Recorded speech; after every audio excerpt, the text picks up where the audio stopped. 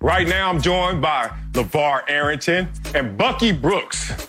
Today, we're going to start off with Drew Brees once again, who faced backlash like no other this entire week, saying he didn't support NFL players during the kneeling and the national anthem because it disrespected the flag. Tony Dungy has now weighed in, defending Brees and saying we shouldn't be afraid to engage with people who disagree with us. And Brees has put out a video on Instagram apologizing and addressing how he plans to approach these issues moving forward. Bucky, do you think Brees put an end to the controversy? I don't know if he necessarily put an end to the controversy, but I think he certainly took steps. I think the big thing with Drew Brees, and when we think about the controversy and what took place, I think in locker rooms, outside of locker rooms, I think we all can respect people who have different opinions than ours. However, we would like to be around or on teams where we at least feel like the people that we're talking to, that we play with, are empathetic to our plight. And so the biggest thing with Drew Brees, when it comes to kind of repairing the fractured relationships that have taken place since he had his comments, man, look, his actions have to match his words. And so, look, if he wants to be an ally or an advocate, like, he just has to walk it like he talks it. I think the one thing that everybody can appreciate, people who are authentic. If he is authentic in his efforts and his actions going forward, I think it will be fine. I think the one thing that people can respect, he can have a different opinion, but just be empathetic to the plight of others. Yeah, I appreciate the apology, but the controversy is not over, okay? Apologies are a product of consequence. And the consequences that exist right now are very clear. I'll give you a great quick story. When I was in grade school, we were big time pencil fighters, all right? And when you pencil fight a lot, you need pencils, all right? So when the teacher would be out of the room during lunch break or, had a meeting with the principal or something, we would take pencils out of her desk. Didn't get caught for a long time. And you know what? We weren't apologizing either. We just kept pencil fighting and had enough pencils to do our work. Well, then one day we got caught. Somebody told on us. They snitched, all right? Because of the consequence of being caught, I had to apologize and mean it, because I was going to get spanked when I got home by my mom, all right? So my apology came because of the consequence. I look at what Drew Brees is doing right now. I look at what's taking place with the officers in Minnesota, and we're talking about reactive versus proactive. And you got to switch them around, fellas. You got to switch them around. If you are proactively approaching what's taking place, that's the right stance. When you react, there's still going to be controversy. Unfortunately, the controversy will continue. But Drew Brees, in terms of his apology, was unnecessary. This is how Drew Brees truly felt. And what happened is, when he expressed that, it didn't seem empathetic, to your point, Bucky, because of the timing. Drew Brees, guilty of bad timing. Drew Brees, guilty of the conflation that we have found ourselves once again in terms of the silent protest and the national anthem. And I understand why we're in that, because the silent protest occurred during the national anthem. And that's why a lot of emotions are tangled up in this same conversation. But Drew, stop apologizing. Tell your truth, because your apologies are not coming off as sincere, as authentic. You've been around black people your entire life, Drew Brees, at least from the age of 7, when you were on a team with black people playing flag football. And you're trying to tell me now, from all those experiences, including experiences with me and others, I played with you for 3 years, that you felt this way, but in 48 hours, you're now ready to be an ally and do a 180? I don't need to hear that. I'm tired of people who want to hear that. We are putting everything on Drew Brees right now in this conversation, in this moment of what's wrong with racial inequality and this conversation and silent protest. Colin Kaepernick is right. Drew Brees is wrong. It's that binary right now. Come on, people. Let's be nuanced about this conversation. And Drew Brees, it's okay to speak your truth. I will suggest to you next time to speak your truth, in the proper time, in the proper context, and be direct and concise in it. But apology after apology to continue to dig in to try to make us come to you when you need to just address who you really are in this situation. It's funny that you say that because it's so true, Marcellus. People just want authenticity.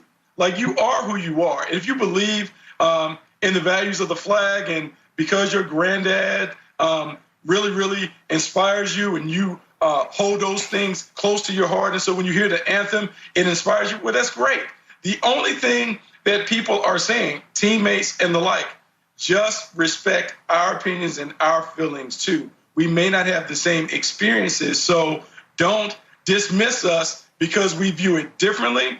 If he just does that, then everything is going to be fine. The locker room is full of people who have different opinions, come from different backgrounds and walks of life. And we can respect those who have different circumstances. However, everyone just wants to be respected and have their opinion and voice heard. If he's just willing to do that, man, we can go on. We can move forward beyond it. We can move beyond it. Let's keep this theme of proactive versus reactive going here, because listening to what you guys are saying, I just want to expand on that. Drew Brees in 2016 had some very, very stern and declarative words about Cap kneeling for the flag, about not supporting kneeling for the flag, about not disrespecting the flag.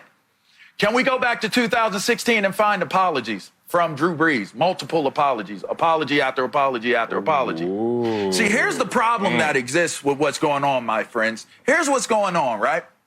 Now that these millennials then changed the game on our old tails, we getting out hustled, we getting outsmarted, and they're putting all of this content out there that you cannot get away from. Okay, so what happened is now, instead of Drew Brees being proactive about what he's talking about in his apology today, he's being proactive about trying to apologize because of the consequences that followed him using the words that got him in this situation to begin with. People are only repenting because they getting caught. All right. So to me, I don't need Drew Brees' apologies. I don't need to look into your eyes and try to see if you are for real. I don't need that. What I need is to see proactive before reactive. You have now proactively tried to go into damage control mode with what's going on with you being at the end of your career. You're talking about timing, Marcellus. He doesn't have an entire career to try to fix this. He's done all this work. Man of the Year, Walter Payton Man of the Year, has donated all this money to all of these great causes, right? But at the end of your career, you have made a movement that has been put out there. You did it in 16. All right, you did it in 16. But now these millennials then caught up to you and they done put you out there in 20, and now you got to apologize, and now you're proactively trying to save your reputation and your relationships. I mean, just keep it real. Man, it doesn't get realer than that. I mean, you're talking about virtue signaling on 10. Like, we are at max virtue signaling. Look at him. And Drew Brees, who is a man of high character, I vouch for his character. I'll give a damn what someone says about Drew Brees. The guy, beyond everything I know personally about him, let me give it to you in the way that you can accept it maybe. Donated over $35 million to different causes, most of them not reflecting who Drew Brees is in terms of his background and his likeness. Black people, Hurricane Katrina victims, COVID-19. Like, Drew Brees steps outside of his body all the time to support others. But right now, we're going to burn them at the stake. No, you're not. Not on my watch, damn it. This is a big problem, a bigger problem than just Drew Brees. I'm talking to all the athletes, celebs, entertainers who group text me, DM me, text me one thing, and then go on social media and hit that 180 and do another thing. You guys better watch this right now carefully of what they're doing to Drew Brees, because they're trying to suppress Drew Brees. They're trying to put Drew Brees so down low like they did with Colin Kaepernick. Everyone always says no matter how much you support him, he doesn't talk enough. You know why? Because when he tried to come out and make some conversation about it, wop. And I sat there silently for 3 years like, ooh, Cap, you better come because they gonna get you. And they silenced Colin Kaepernick and made him do the work exclusively. Applause.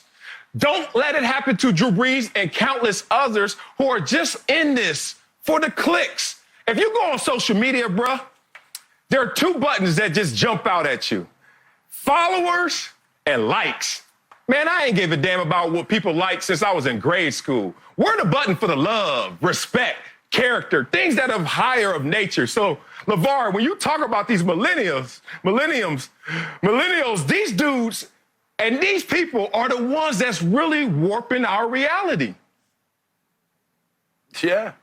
And I mean, hey, listen, just very quickly, again, when you have to deal with the harsh realities of what is taking place in our communities, and it takes a millennial to put that on their camera phone and put it up on social media, I don't look to social media for acceptance. I don't look to social media to get apologies. I kind of look for information and to push information out there. So when you're looking at this information that's coming back to us and these images of what happened in Minnesota, what's happening with these protests around the country, some of the things happening in New York, some of the things happening here in LA, you can't deny what your eye is telling you. Like, you can deny whatever you want to try to deny, but the reality will still be there after you're done denying it.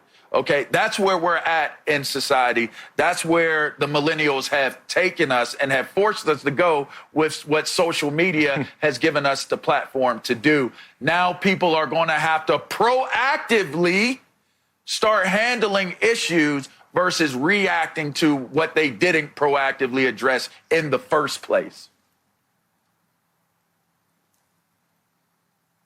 Yeah, no, I mean, I think it's one of those things where you just have to be on it. And Marcellus, you're right. Sometimes with the social media world, we do get so consumed by how people view us and perceive us. I think Drew Brees, look, he's done the apology. He's done it again. At some point, he has to put it to bed and move on. You got to live your truth. Look, whatever you authentically feel and view, like, live in it. But the only thing that people want, hey, just won't be dismissive of others' opinions. You do that, everyone can be fine. Yeah, I just close with the conflicts in civilization, the conflicts and difference in opinions and thoughts and words and actions is how actually those civilizations evolve. Keep that in mind next time you criticize.